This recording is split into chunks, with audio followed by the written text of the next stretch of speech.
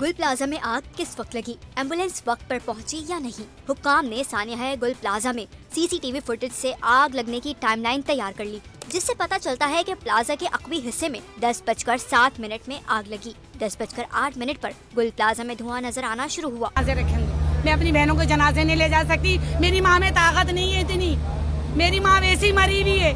अस्सलाम वालेकुम। माहौलियात और हम और मौसमियाती तब्दीली के एक और प्रोग्राम के साथ आपकी खिदमत में लॉस एंजलिस कैलिफोर्निया से हाजिर। मैं इंतहाई दुख और अफसोस के साथ ये प्रोग्राम रिकॉर्ड कर रहा हूँ कि फायर फाइटिंग का रेस्पॉन्स स्लो क्यों है कराची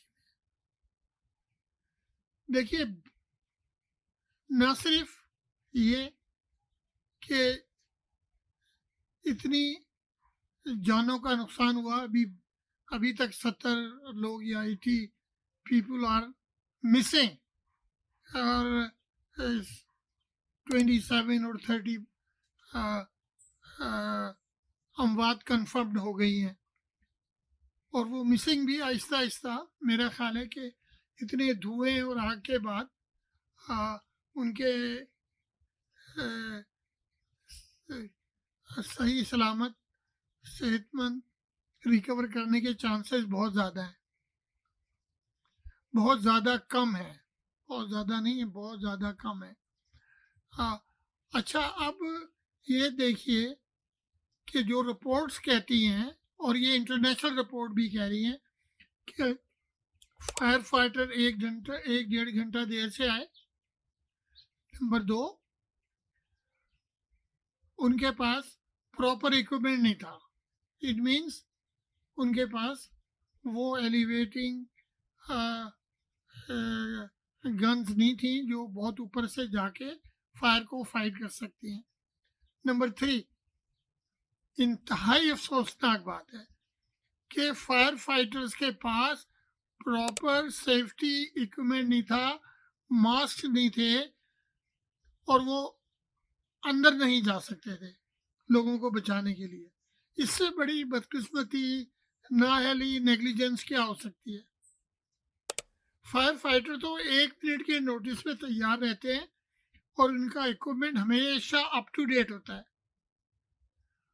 अगर कराची में म्यूनिसिपैलिटी ये प्रोवाइड नहीं कर सकती तो वहाँ पे इतने मुखय्यर हजरात हैं, इतने ज़्यादा पैसे कमाते हैं, why can't they provide the equipment. उनको पैसे मत दें, उनको इक्विपमेंट प्रोवाइड करें।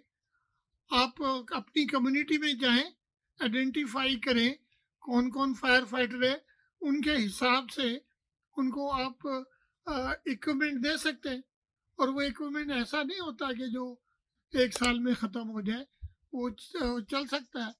ख़ासतौर से गैस मास्क वगैरह जो हैं, अगर जल जाएं तो और बात है। But I think if the government is failing in their duty, then community should come forward. इतनी ज़्यादा जानों का ज़िया किसी पे असर करेगा? देखिए, फ्लड्स में जो तबाही हुई उस पर हमने इधर उधर की बातें बनाकर ठीक कर दिया, लेकिन मेरे लिए ये इंतहाई दुख की बात इसलिए है, nothing has changed in Karachi since 1986. 1986 में मिडीज हॉस्पिटल होता था, वहाँ पर मेरी एक 6 साला बेटी को गलत एनेस्थीसिया दे दिया गया। So she went to anaesthetic coma. उसको वहाँ से आगा खान हॉस्पिटल में शिफ्ट करने के लिए बड़ी मुश्किल से एक एम्बुलेंस अरेंज हुई।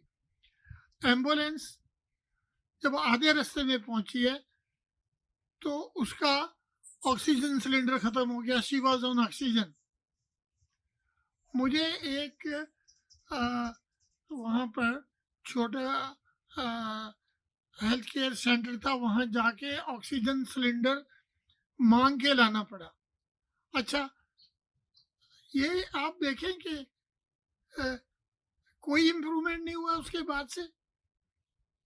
मुझे समझ नहीं आती है कि आज ये कोताही क्यों है। अभी हम 2025 में हैं और ये इक्विपमेंट इतना महंगा नहीं होता। और एक दफ़ा फायर टेंडर तो साला साल 20-20 साल काम करते हैं, फिर वो कहते हैं पानी भी ख़त्म हो गया।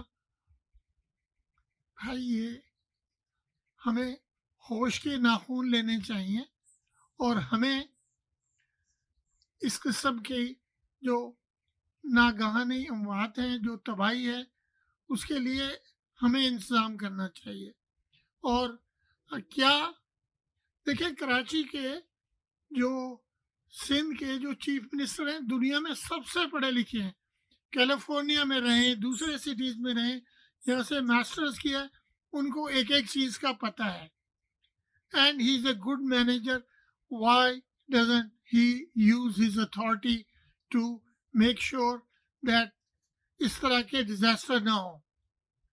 क्लाइमेट चेंज पे भी इतनी तवज्जो नहीं है हमारी, गार्बेज पे भी हमारी इतनी तवज्जो नहीं है, हम वही कर रहे हैं। अभी मैं रिसेंट रिपोर्ट पढ़ रहा था एक सॉलिड वेस्ट मैनेजमेंट बोर्ड की। वो कहते हैं कि despite hiring the private sector Chinese companies, we still are disposing only 60% waste in the dumps. पहले तो डम्प्स ही नहीं होने चाहिए, उनको भी हमें रेमीडिएट करना चाहिए।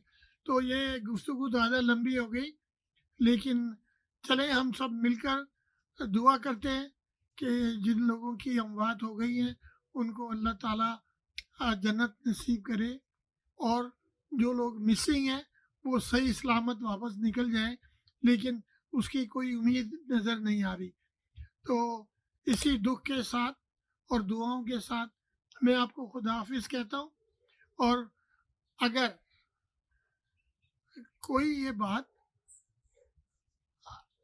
अपने चीफ मिनिस्टर साहब को पहुंचा दे कि भाई आपको खुद इस चीज़ को देखना पड़ेगा, ये म्यूनिसिपल कॉरपोरेशन पे या फायर डिपार्टमेंट पे मत छोड़ें, खुद चेक करें equipment, safety equipment and enough backup so that fire tenders in an emergency will have the water.